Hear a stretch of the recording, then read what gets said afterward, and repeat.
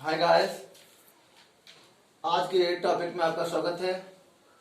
आज का टॉपिक आपके लिए बहुत ही इम्पोर्टेंट होने वाला है। आज आपको दो टॉपिक स्टडी कराएंगे, दोनों ही टॉपिक आपके लिए बहुत ही महत्वपूर्ण हैं, तो आप इन्हें नोट करते रहिएगा। फर्स्ट टॉपिक है आपका पार्थेनोकार्पी। पार्थेनोकार्पी। सेकेंड टॉपिक जो आपका होगा वो है poly embryony. Poly embryony. Okay, दोनों ही टॉपिक में आप जानेंगे क्या होता है पार्थेनोकार्पी और उसमें जानेंगे क्या होता है बहुभ्रूणता। तो सबसे पहले फर्स्ट टॉपिक के बारे में जानते हैं हम लोग, पार्थेनोकार्पी।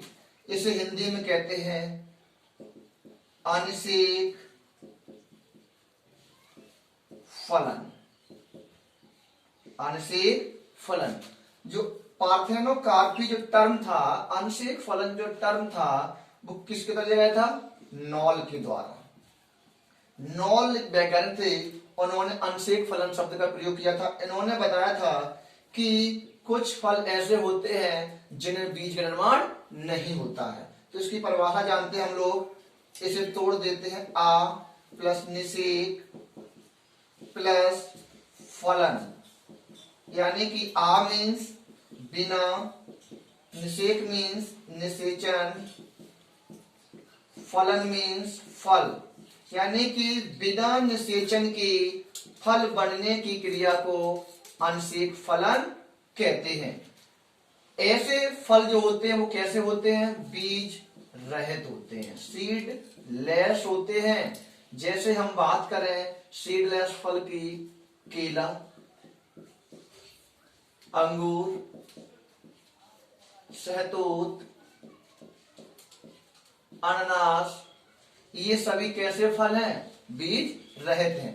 कृत्रिम विधियों के द्वारा भी अनिषेक फलन के लिए तैयार की जाती है। इसके लिए हार्मोन्स का छिड़काव जाता है, जैसे ऑक्सिन हार्मोन्स।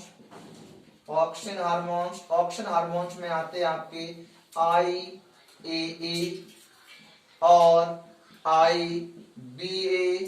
कभी कभार एग्जाम में इनके फुल फॉर्म पूछ दिए जाते हैं, तो इसका पूरा नाम होता है इंडोल एसिटिक एसिड, और IBA का पूरा नाम होता है इंडोल ब्यूटरिक एसिड। यदि हम इस हार्मोन्स का छिड़काव कर दें तो हमें कैसे फल प्राप्त होंगे? बीज रहित फल प्राप्त होंगे। और बीज रहित फल बनने की जगह क्या? अनिषेक फलन, यानी विदाउट फर्टिलाइजेशन के जो फल बनते हैं वो कैसे होते हैं? बीज रहित होते हैं। ओके, सेकेंड टॉपिक के बारे में जानते हैं हम लोग आज।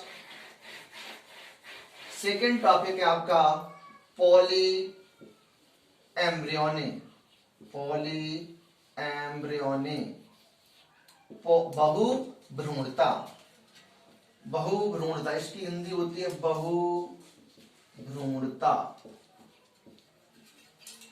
बहुभ्रूणता, ये भी कुछ शब्द ऐसे होते हैं जो अपनी परिभाषा स्वयं देते हैं, अपने नाम से अपनी परिभाषा दे देते हैं। जैसे कि यहां लिखा है बहुभ्रूणता। बहु मीन्स बहुत, भ्रूणता मीन्स भ्रूण बनना, यानी कि जब एक ही ओवरी में या एक ही भ्रूण कोश में एक से अधिक भ्रूण बनते हैं तो उसे बहुभ्रूणता कहते हैं। बहुभ्रूणता की खोज एंटोनी वॉन ल्यूवेनहॉक ने की थी।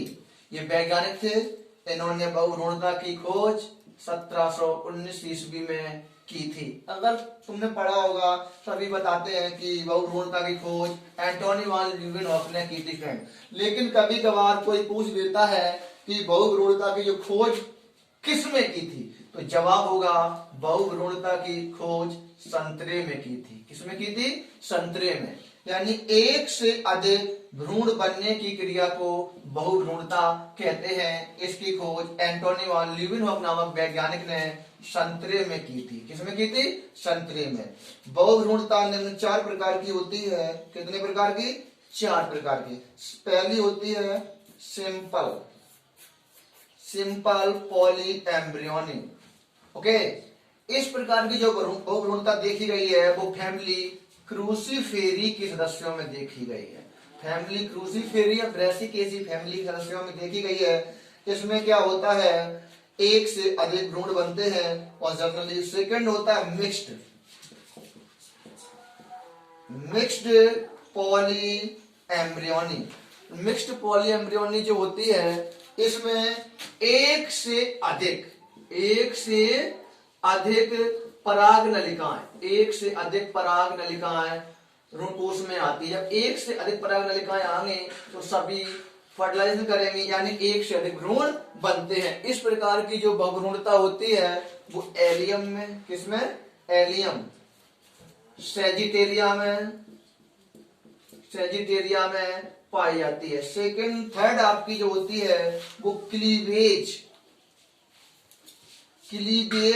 पॉली एम्ब्रियोनिक, जैसे कि नाम से इसे हिंदी में कहते हैं विदलन। विदलन का मीन्स होता है विभाजन, यानी कि इसमें जाइगोट का विभाजन होता है और कई कोशिकाएं बनती हैं। सभी कोशिकाएं भ्रूण का निर्माण करते हैं, यानी एक से अधिक भ्रूण बनते हैं, उसे हम क्लीवेज पॉली एम्ब्रियोनी कहते हैं। लास्ट जो आपकी है वो एडवेंटिव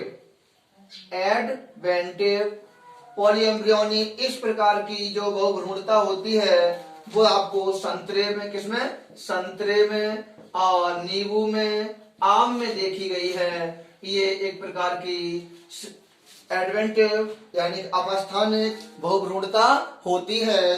इसके तो आज के वीडियो में इतना ही, मिलते हैं नेक्स्ट वीडियो में। थैंक्स।